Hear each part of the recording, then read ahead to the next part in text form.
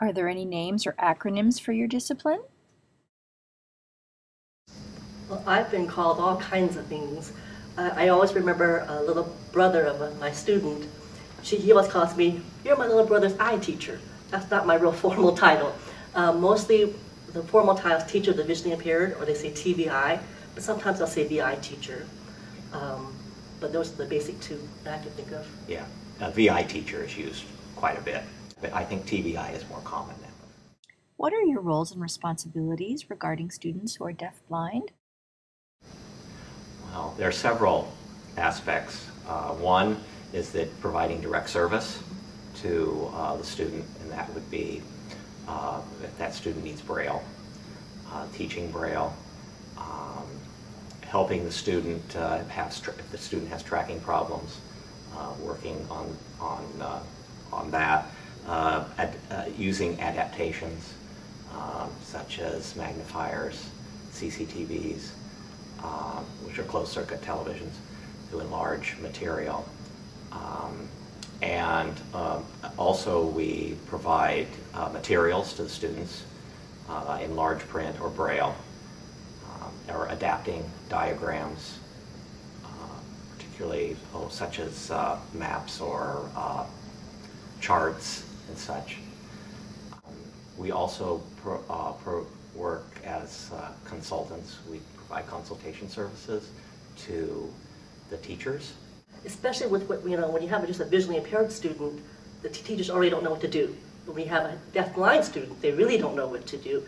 And I think primary role is to kind of put them at ease, for one, and I write down what the student's visual impairment is, what it means, how they see best, what accommodations, where they have to stand, how big the thing should be, if it has to be high contrast or low contrast, or if it has to be, they have preference to certain colors, or preference to a certain place where they have to put it, upper or lower fields, and also adaptations for the student, what they need in order to access the core curriculum or to achieve their IEP goals. And I spend a lot of time in the classroom too, just observing, because a lot of times teachers don't know what to ask. I said, well, do you need anything? They said, well, I don't know, because they don't know what's available, drawing line paper, tactile rulers, or whatever it may be, or residence boards for the little young ones with multi-handicaps. They don't know what's available. So if I just kind of go and observe and see what they do during circle time, and well, little Johnny's not participating, so maybe I can suggest to teacher, maybe we could try this, because oftentimes teachers don't know what to ask for or what's available, like I said. Another important thing that we do is provide in-services. Yes. Just within the classrooms. A lot of times the other students in a class, it's very important that they understand what the visual impairment or the hearing impairment is for that particular student that they have in the classroom, because they're curious. Also for the school staff so that they understand more about visual impairments and how that affects the students that they may have or that they do have in their classes. Also, we do in service the other service providers, occupational therapists, physical therapists, speech-language pathologists, because there is quite a bit of misunderstanding by many as to what it is that we actually do. And it's very important that we do provide in-service.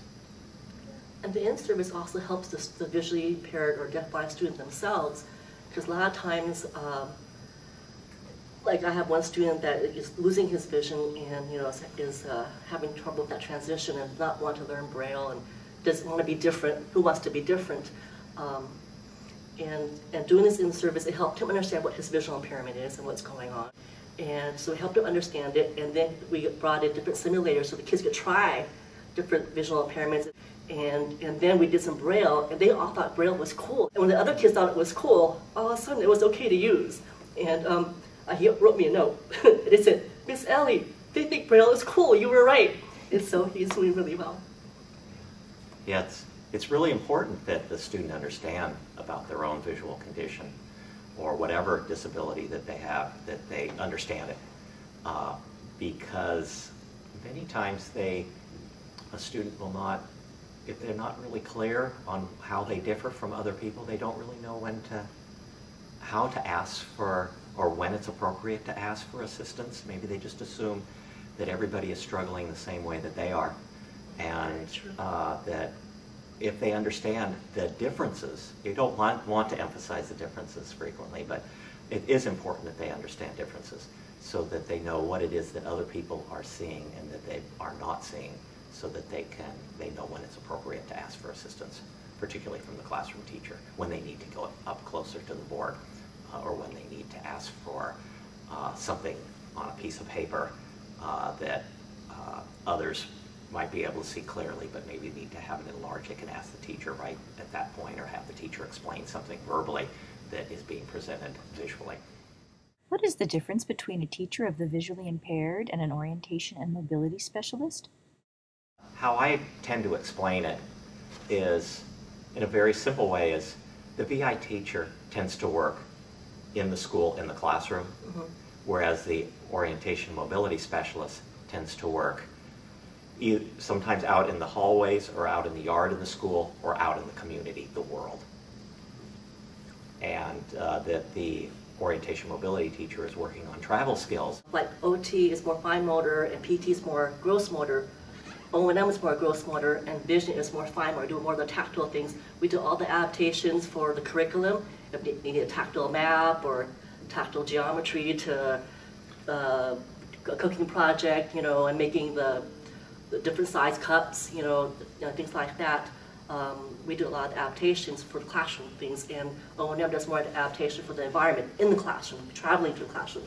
One example that Steve and I worked together with a deaf-blind young lady, and she is graduating this year and she's going to her adult program.